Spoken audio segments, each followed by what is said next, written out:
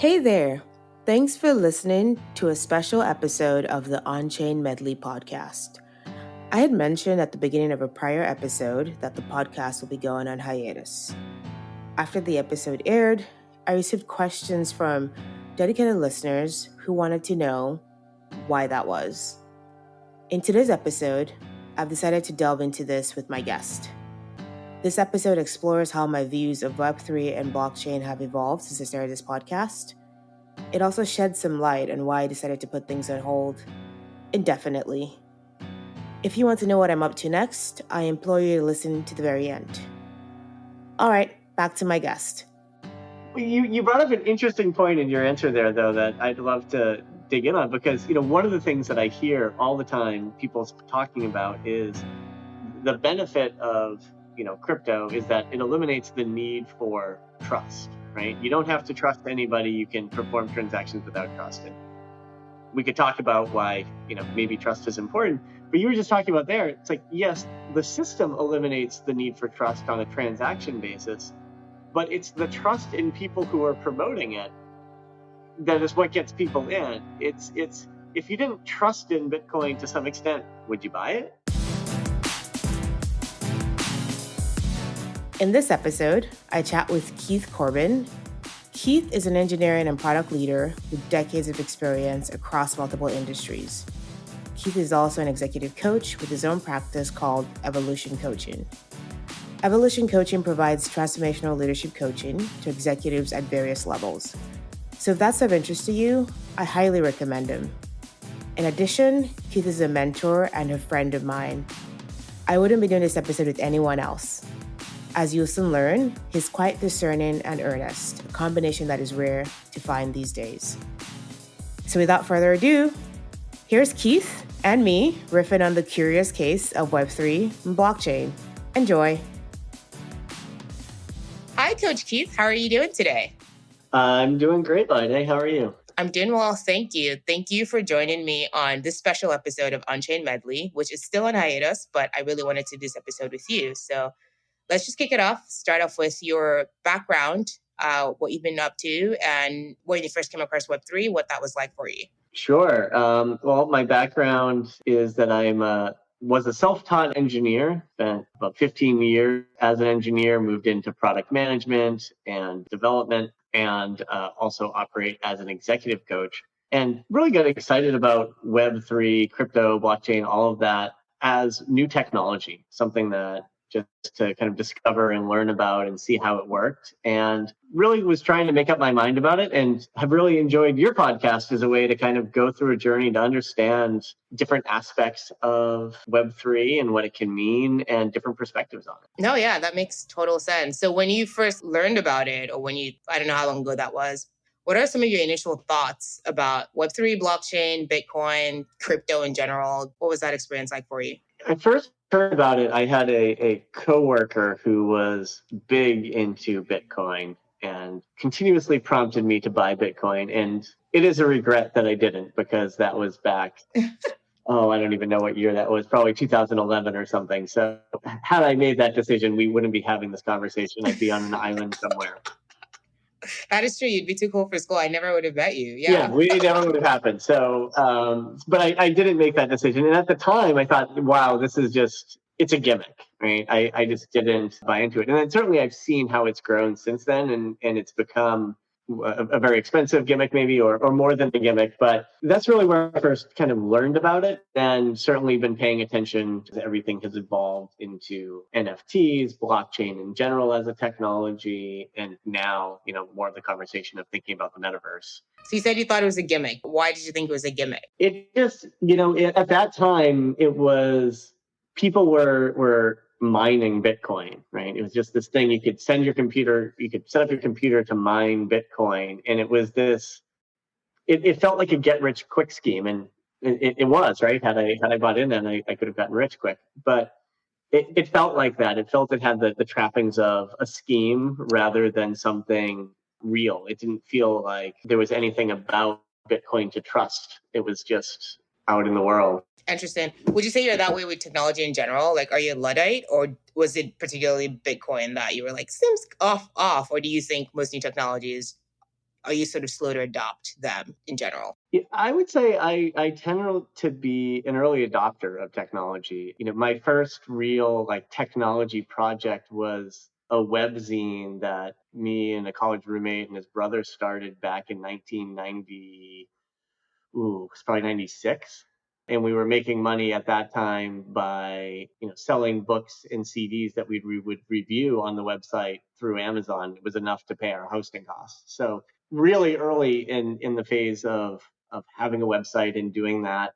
And in terms of technology in the home, smart speakers, all of those things, having, the very first Android phone that came out, I would say I'm usually a pretty early adopter of new technology. And I think the fact that Bitcoin was trying to replace currency felt a little different. It didn't feel like technology that had a direct, clear value in the same way that getting a smartphone when those were first coming out felt like adopting new technology. Okay, that makes sense. I think I had the opposite reaction to you when I first learned about Bitcoin. Like I thought, oh, this could be an interesting maybe currency, money of some sort for cross-border trade. So across the world, you don't have to think about conversion fees. You just have to you can just pay directly. It's fast, it's quick. So I thought that was interesting. So for me, the premise of Bitcoin, at least as it was sold at the time, I was like, oh, this could be an interesting way if things progress the way on a more regulated path in the future. And that really never happened. So, but I had more of a positive outlook. So that's just, that's just interesting to hear that you're like, we have just different approaches to that. Maybe you were smarter than me in seeing or thinking through some of those potentials earlier. I think later I started thinking about that and got more interested in, could this replace currency? Could this help change capitalism in the way it operates? And the more I've looked into it, it just seems like capitalism with less regulation. Yeah, I think you're right. I mean, even though I thought that was a possibility in the future, just unlocking the borders across trade and making remittance and money payments easier. I also still didn't, fully believe or invest in it. Like I didn't put all my savings in 2011 like everybody else did. I just put enough that I was like, I'm not sure about this. If it pans out, great. If it doesn't, it doesn't. And so I was still skeptical, I think, like you, but I just was particularly excited about the potential of it. But, it's been 10 years now and I still haven't seen any progress in that direction. And so obviously we had things like NFTs that popped up last year that became the new fad. And it's interesting to see how things have progressed in the last few years. So yeah, what do you have to say about, the market, the last couple of years, how things have turned and how we went from, super rapid highs all the way now to the bottom, and maybe it's a permanent bottom, who knows, of the market. Yeah, well, it's interesting. I mean, you talked about NFTs being a year ago, and that's, when you launched your podcast, right? Looking into that. Yeah. And so I'm curious, that was the craze. And then through this year, we've seen this drop off. How has your opinion evolved over the course of doing the podcast and learning more about Web3 and crypto and NFTs? Yeah, it's a great question. I think for me, when I started the podcast, because there was this frenzy around Web3 and blockchain, and I would ask all my friends who worked in traditional tech companies. And everyone would be like, what is that? Nobody really knew. And these were similarly smart, tech savvy people who were just kind of yeah, I've heard about it, not too sure how it applies to me day to day. So I haven't looked into it. But then on the other side of my world would be these people who were hyping it up, making it seem oh my God, this is going to change everything. If you're not in it, you're losing. And I was like, that's kind of weird. How do two different groups have, that's not weird actually in this country. Everybody, it's a very polarizing culture, polarizing times. But I just thought it was very interesting. And so I was like, maybe there's something I'm missing. And so I started to read about it online on Twitter, did my research on Reddit, just all over the internet. And I was interested.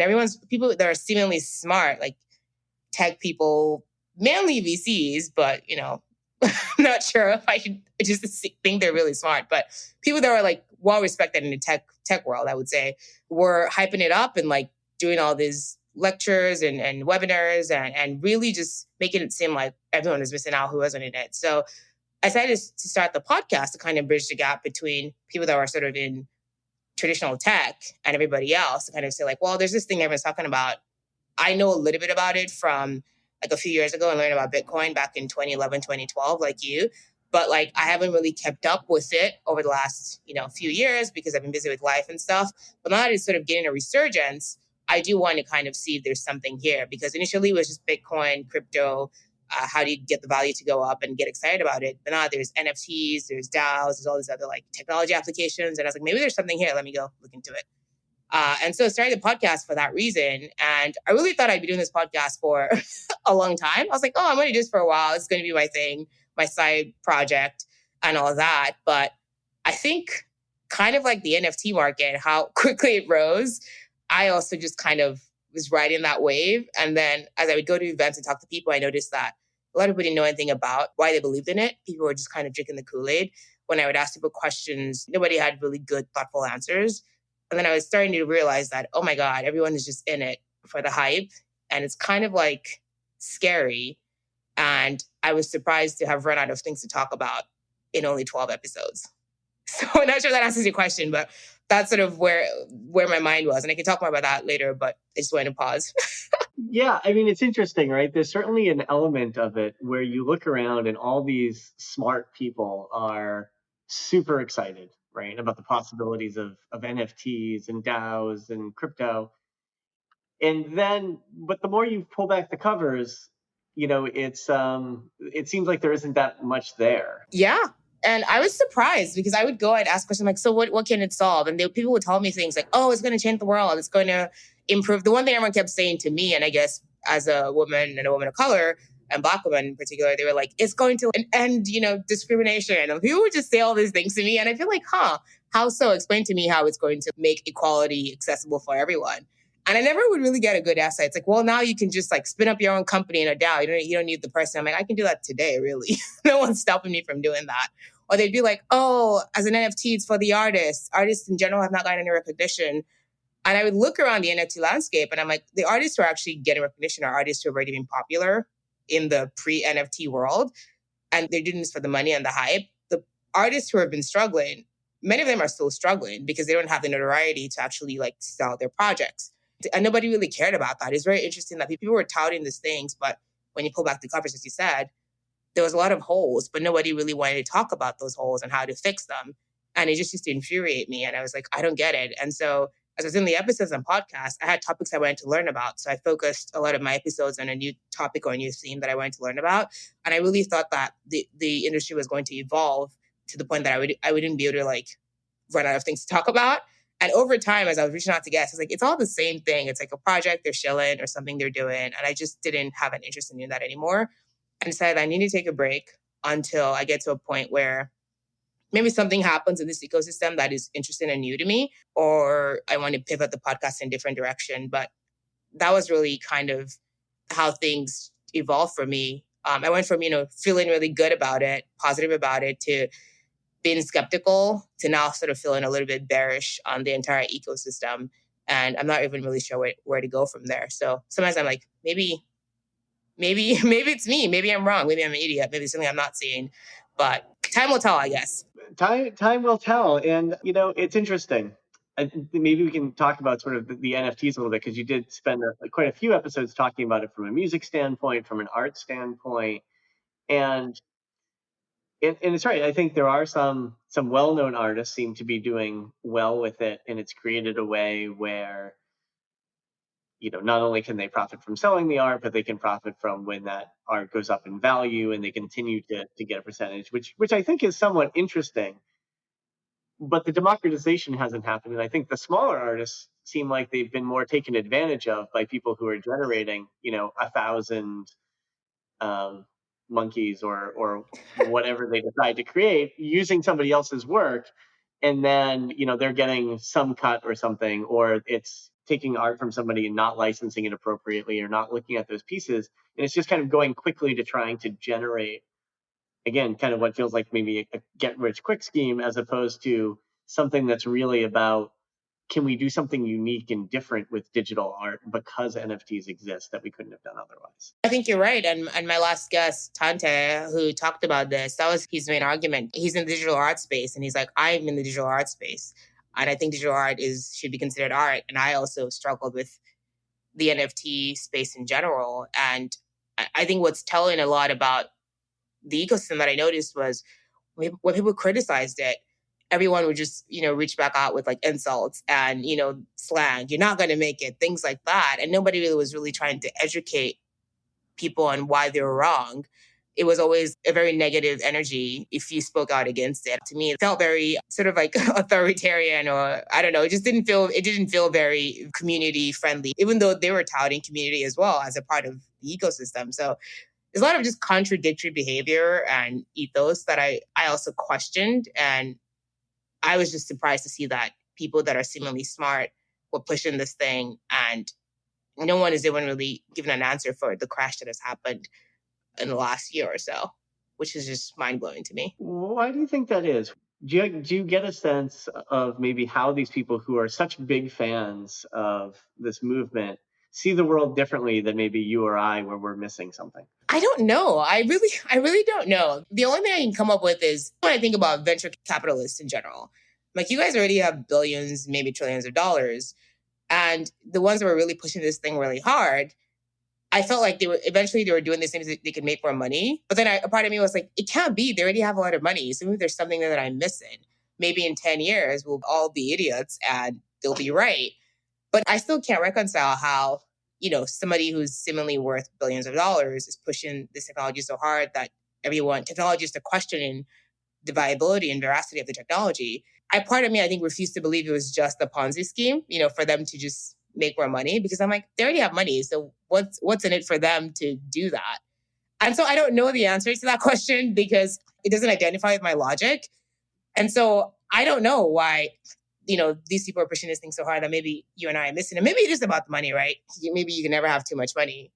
So maybe that's what it is about. And if that's the case, then I think it's really sad that a lot of people who are not doing well financially or have a lot to lose got sort of swindled in the system. You hear about people who mortgaged their houses into the new coin that a VC was backing, or who emptied their life savings. And I'm like, in my head, I'm like, you're an idiot. Why are you doing that? But I think when they also see people like that, they're like, well, this guy is really smart and really rich. So I'm sure he's not just saying this if he didn't believe in it or something like that. And they trust those people as authorities as well. So I don't know if that answers your question. I don't know. The whole space is confusing, and I really wish I had answers. I really don't. You brought up an interesting point in your answer there, though, that I'd love to dig in on, because one of the things that I hear all the time people talking about is the benefit of crypto is that it eliminates the need for trust, right? You don't have to trust anybody. You can perform transactions without trust. And we could talk about why maybe trust is important, but you were just talking about there, it's like, yes, the system eliminates the need for trust on a transaction basis, but it's the trust in people who are promoting it that is what gets people in. It's if you didn't trust in Bitcoin to some extent, would you buy it?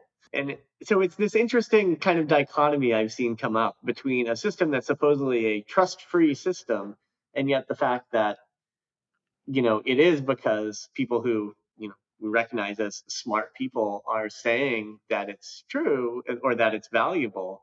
People are investing large sums of money based on that trust. Yeah. To your point, right, about that example, that's a good point, right? Let's just take a regular Web2 boring SaaS company. If I go on the website and I'm like, this seems interesting, I look at reviews and I'm like, oh, okay, so-and-so is using this. It must be good. It fits my needs and I'll do it. I think to your point, right, Bitcoin had these well-respected figures in tech as the reviewers, because you couldn't really go on the website yourself and read about it because there really wasn't much there, or blockchain in general, crypto. And so I think people were just kind of blindly putting their faith in these individuals who don't have a lot to lose because they already have so much. And it's just sad to see the outcome. But now that the crash has happened, right, it'd be good if they came out and said, like, we were wrong, or this is why it's happening. It makes sense. Kind of like how people in the market do for like stocks and things like that. I haven't really heard that from anyone as to why that is. People are still standing steadfast behind the belief, so they're not talking about it at all. So a lot of people are either just like not saying anything about it and moving on, or the ones that pushed really hard are still maintaining their arguments. Yeah. Well, and it's interesting because there's the part of NFTs and whether those are worth it, and there's the question of the coins themselves, and then there's the underlying blockchain technology, right? The whole idea of the ledger that it's created. And I'm curious, have you seen any use cases for blockchain where you've looked at that and said, like, yeah, that makes sense. That's a good way of utilizing blockchain. I haven't seen anything that you can't do with existing technology today. And so, to answer your question, I haven't. Things they've been telling me are like, well, it's been used to trace supply chain, verifying where your goods originate from, the quality of your goods, and things like that. But like every argument that you hear out there, it's like, well, garbage in, garbage out. Somebody still has to put that information into the system. So you might as well just use a regular database. You don't have to use a blockchain for that, because even if you put the wrong thing in the system, then that stays forever, which is actually concerning.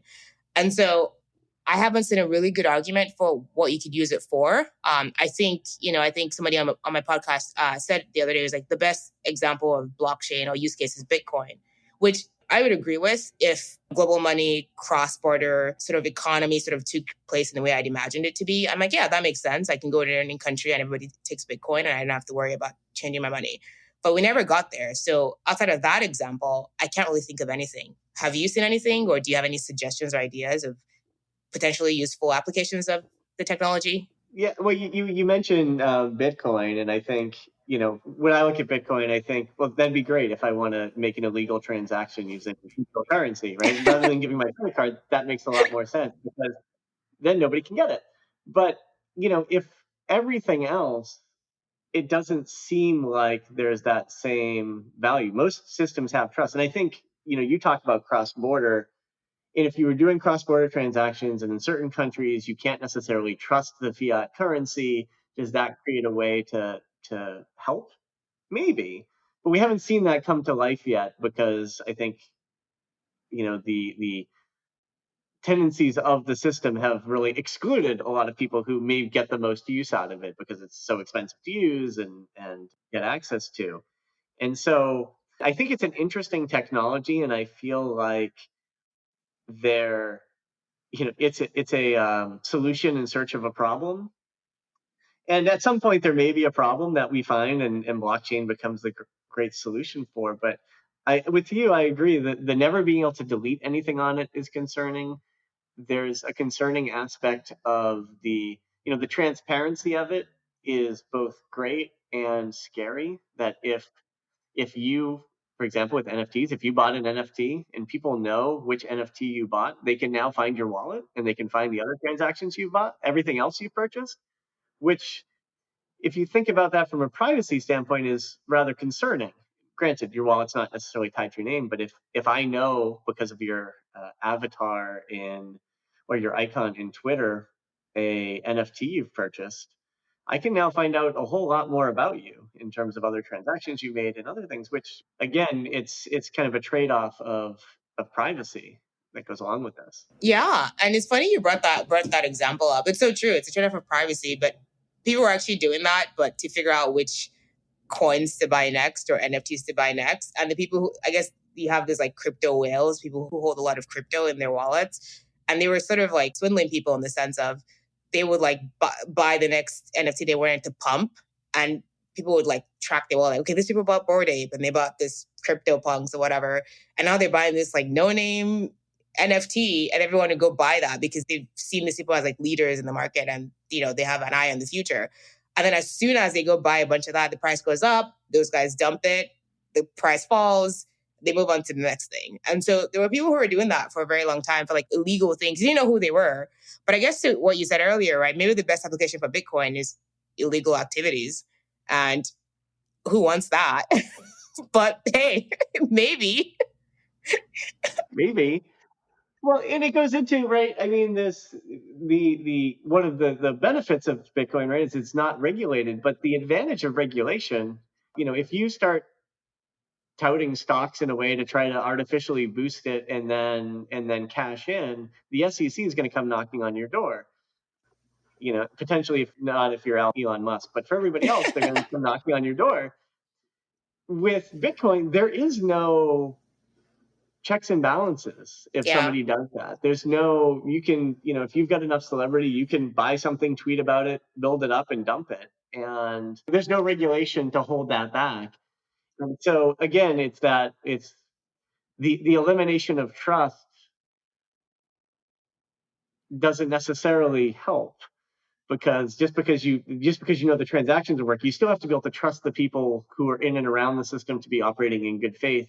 And without a regulator to ensure that that trust is kept, there's a lot of risk, I think. I agree. There's no accountability, but to that point, then the main thing I got from it was two things. It was what you mentioned. I think illegal activity was a good use of Bitcoin. And if you're a big enough celebrity or somebody with enough cachet and you want to make a quick buck, well, in this case, millions of bucks, you could just use that to get away with a lot of sort of illegal activity. And so I think you have to have the money and the clout for Bitcoin to be useful, or you have to be a crook. And if you're neither of those things, it's scary. You're just left holding the bag, really. Which makes it very similar to the rest of capitalism in a way, right? That if you have clout and you have money, it's easier to make more and to build off of that. And if you don't, it's harder to. And it's where it really hasn't changed that system. It hasn't reversed it to give power to people who don't traditionally have it. Exactly. And I think what you said, that's the lie that everyone kept saying. And I was like, no, it's just capitalism on steroids. And so I think we just have to be honest about that. And if we're just in it to make a quick buck, I'm a capitalist, by the way. I would just be like, sure, let's all make a quick buck. Let's go home. But let's not lie and gaslight people and say things like, oh, it's going to create gender equality and equality, fiscal equality, and everyone's going to do better. Like, that's a lie. Let's just not say that. Let's just say we're here to make a quick buck. I felt like the last year was just a lot of gaslighting, a lack of knowledge and gaslighting. And that really infuriated me. So that's why I did the podcast. And, we'll see. Maybe I'll pick it up again, but not inspired right now too. Well, you talked about on the podcast having, purchased some NFTs, mentioned having some Bitcoin. How do you feel now about like those holdings you have, the things that you've done and played with and experimented with? Well, I'm glad I did it. For example, I had Bitcoin a long time ago. I still haven't sold it, which I need to just do right now because I don't think it's ever going back up. I'm more of a buy and hold person, which is like I'm just a bad person in that sense, where even with stocks, I'll just buy it and hold it forever. And I'm like, man, I missed the window to sell it and make money. But that's because I never put in enough money that I'm willing to lose. And so because of that, the money never really becomes anything sort of super significant for me to cash out. But, I have to say, like, caveat, everyone's case is different, but that's just my personal case right now. And so to answer your question about what I did, I just have them. I haven't sold them. I haven't done anything with them. They're just in it. I think the NFT space was interesting for me because I wanted to sort of just see, instead of me sitting on the outside and criticizing it, I was like, let me actually just like buy it. It's a lot of money on gas fees, a lot of money if things go wrong. The system, if there's a glitch in the system, you're out of additional gas fees. So I've lost, I would say hundreds, maybe even thousands of dollars on just like stupid transactions that didn't go well the first time. But I wouldn't trade that experience because I'm like, now I know what it's like. I'm now more even convinced in my conviction that this might all be a Ponzi scheme and a scam. And I actually was in the system and I saw how it worked from the inside as opposed to actually, being on the outside and just criticizing it. So I don't regret doing it. It's one of those things where I'm like, okay, I had a hunch. I wasn't sure. I played with it. I got burned. Maybe not burned, just like what happens when a fire just hits you a little bit? I got hot. I don't know. Skimmed or nicked or something? Right. Like it was money that I was willing to lose because of my own curiosity. Maybe curiosity killed the cat, but I'm still here. But to answer your question, I'm glad I did it. It was a great experience.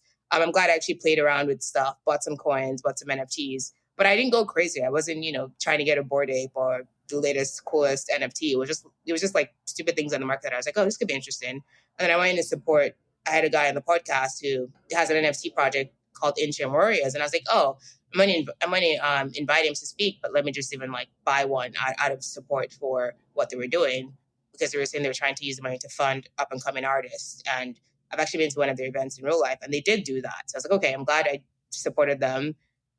Somebody was able to sell their work of art. That artist got paid, from what I was told, fairly. So that made me feel good about it. That was more of a purpose-driven purchase as opposed to me just buying it to see it grow in value and then putting it off to the next person. So that wasn't my intention there. So I don't really have any of those NFTs, just that one that I bought. Did you buy any? Do you own any crypto NFTs? Are you part of any DAOs? It's funny. I have a wallet. The wallet is currently empty, although due to a membership that I have, I will be getting my first NFT. Oh, And fun. it's free, which is exactly how much I was willing to pay for it. But we'll see. It's been interesting to set up the wallet, like to go through that experience, to understand how these pieces are connected together. And it also, it goes to everybody talks about it as decentralized. It's like, no, it really isn't, because you have to have like all these pieces in place that string everything together. And I had to register at this site in order to, I think it's pre-mint, in order to get everything set up. And it's like, well, that's great, but it's not really the promise of a decentralized way that just anybody can do this. Like, you do need to still use these tools, and it's interesting to see how those pieces fit together. But yeah, I still have not, and I don't feel I'm content to mostly experience this vicariously through others, and watch the price fall and feel good about it, and just forget about the place when I didn't buy back when it was cheap. You're a smart man, Keith. I should learn to like be content with the experiences of others. I just don't. Where's the fun in that? You gotta live a little. You do, right? And I guess, well, so what would you say to somebody who was curious about NFTs and thinking about making the plunge and wanting to buy one? What guidance would you give them? I would say don't quit your day job. but in all seriousness, I mean, I think if people are curious about it, if they think there's something meaningful there, I'm like, sure, go for it. But I think you have to be honest as to why you're trying to get into it. I would say that's the first thing. So are you in it to make a quick buck? Are you in it because you want to, sell your art or make money or whatever? What is the reason why you want to do that? So know why you're doing it first is what I would say. And then depending on your answer, I'm going to tell you don't do it or go for it. But I think NFTs could be like a fun digital art thing if they actually can figure out, make it not be a JPEG on blockchain. I think it's like fun from like an artsy perspective. So if you were somebody who is interested in that, I think it would be fun to play around with. If you're looking at it from an investment perspective or to make money, I think you missed the window, buddy. And just don't waste your time. Do what Keith did. Get someone to give it to you for free and go through the process, sign up your wallet and go through that process. And maybe you can also come up with a better solution to make the whole ecosystem less painful UX-wise, because it's very painful. It is painful UX-wise, I have to say. I mean, you're a product person. What do you think? How was that experience for you? It felt like a lot of steps. And maybe it's, because I didn't have a wallet ahead of time in those things, and it'd be easier the next time around, or if I now went, to connect my wallet to something else.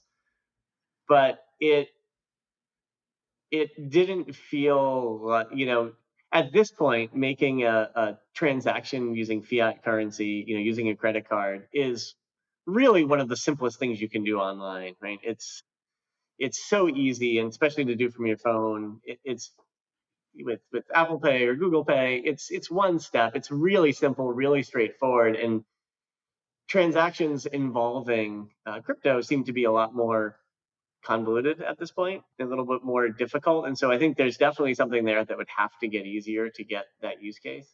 But we've talked about sort of NFTs, we've talked about blockchain itself, we've talked about cryptocurrency. One of the things we haven't talked about is DAOs and the organizing structure of DAOs. Where did you end up kind of feeling about the potential of DAOs? I thought of it as it's good. It was a good way to fundraise because of the novelty involved in it. So basically, right now, if you want to fundraise in the non-crypto world, the blockchain world, you'd probably like go on GoFundMe or Kickstarter or one of those platforms. And it's sort of hard to stand out because there's just so many. And I think with DAOs, because it's so new and novel, people were just like, I can set up a DAO and like do it that way instead. And so I do think that if you're somebody who's trying to fundraise and you need a new way to do it, whether or not it's for scammer reasons or actually legit reasons, DAOs are interested from a novelty perspective. You can get attention through that, and people are curious about it, so they're willing to participate in it. But as far as like usefulness of DAOs, I still don't know. I think the jury is still out on that one, because I see people raising money for all kinds of stupid things that I don't think make sense.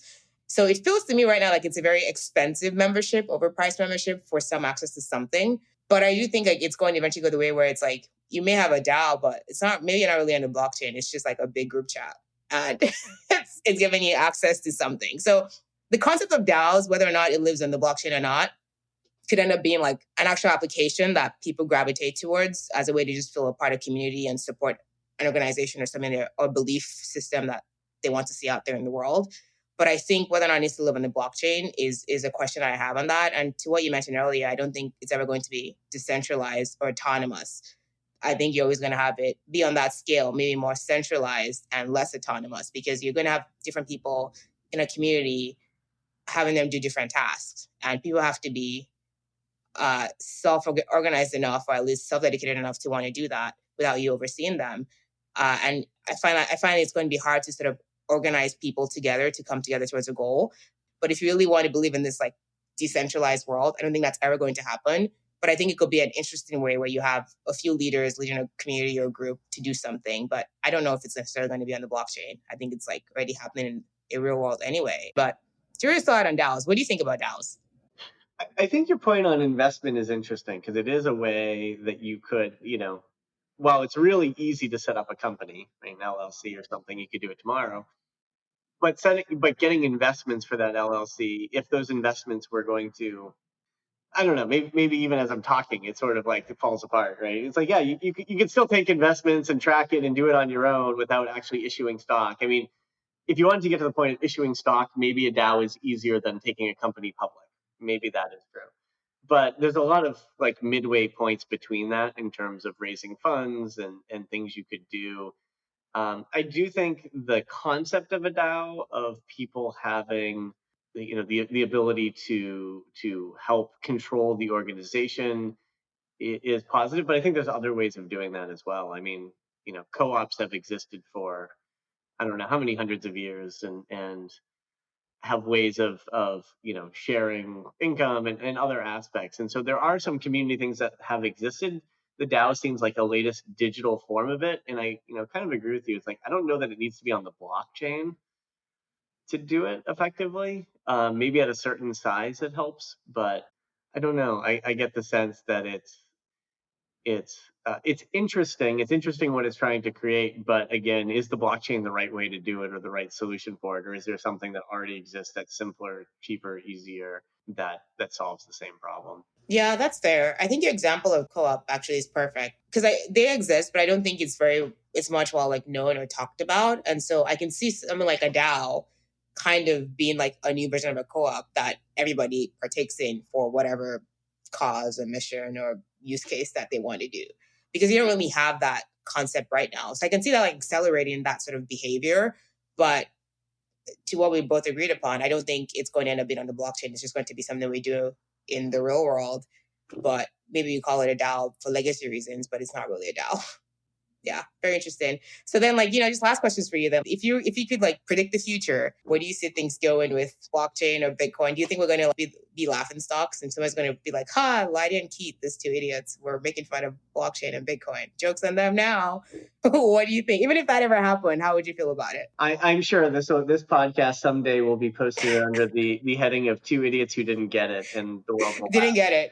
Yeah, like this didn't age well. Ha ha ha. And that may be true. There may be something. I think it's overhyped to the extent that it isn't changing things as much as it could. And I don't know if in the technology as it exists today, it has the potential to without something changing. I'm skeptical that there could be some other uses. I think blockchain is interesting. I think there could be some other uses of it. And at some point, I think about it in the way evolution often happens, right? I mean, there's a process of adaptation, right, where things evolve. The survival of the fittest, and as things evolve, it kind of gets better. And then at some point, there's also this concept, even in Darwin, of pre-adaptation, or what's been now called an exaptation, where something all of a sudden finds a new use, right? So the perfect example that everybody gives is the bird's wing, which didn't develop for flight, or the dinosaur's wing, depending. It didn't develop for flight, but developed, probably feathers developed for helping with oil secretion, which then eventually developed to help create warmth. And then through that process, at some point, some of these dinosaurs were in trees and they started gliding out, and it had a completely new use all of a sudden, and then that could evolve. And so is there the possibility that blockchain, which was sort of an adaptation for new ways of thinking about ledgers and things we could do, could be suddenly exapted into some brand new use we haven't thought of and be very exciting? yes, I think that's entirely possible. I just can't predict what that might be. Yeah, that's fair.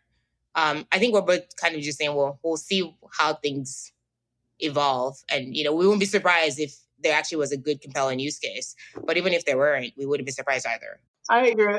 I think there are some things that, despite all their promise, never really take off and become a useful thing.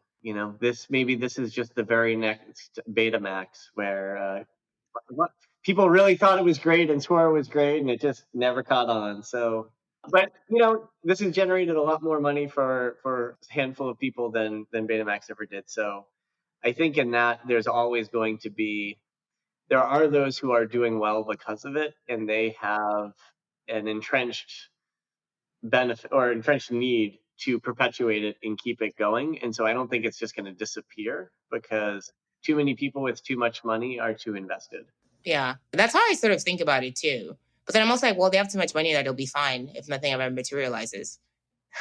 So, I don't worry about those people if it all drops to zero. Most of them will be quite fine. And I saw some statistic, right, of the concentration of wealth in Bitcoin means it is even smaller than in the rest of the economy. So the risk is to a small number of people who probably will do just fine. But they're also entrenched enough and have enough power that they can sustain it as well through the things we've talked about of just their own prestige. Yeah, we'll see what happens.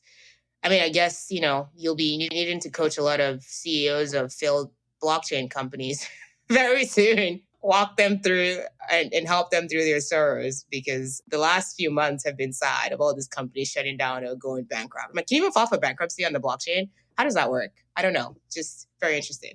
Well, with blockchain, I don't imagine you can, right? But yes, I think it is sad what's happening to those companies. I think it's, to me, that does strike me a little bit of the .com bubble bursting, right? Where everybody and anybody created a web business, and not all of them were sustainable. Not all of them were legit or valuable. And I think there will be some things that survive and create value. And maybe what we're seeing is just it's hard to see the value because there's so much noise. But when all of this dies down, maybe we will see the things that truly do survive and make a difference. Maybe that's my most optimistic take on what could happen. But I don't see it yet. Yeah, people are drawing parallels between this and the .com, and I'm like, maybe this is just going to fizzle, and there is no resurrection of anything. Because the .com, yes, there was a bubble, but then you saw a lot of great companies come out of that. I'm also like, it's very possible that nothing's going to survive here, or something's going to survive, but it's not going to become the next Google, or one of those big, massive companies. Yeah, I agree. It's sort of like it's like the .com bubble bursting, but I can't point to who an Amazon would be or who a Google would be or somebody that's going to, go on to become one of the largest companies in the world that's currently in this space. It just doesn't seem like there is an equivalent. It almost seems like it got too big too fast, and now the bottom's dropping out a bit. Fun times, man. Fun times. Well, I do want to let you go. I do enjoy you, being on this conversation with me and having the back and forth dialogue. So where can people find you, Keith? Like, I know you're doing your coaching business. I'd love for you to just tell others more about it, what you're doing there, what kind of founders you work with or CEOs you work with, and how can people connect with you outside of this podcast?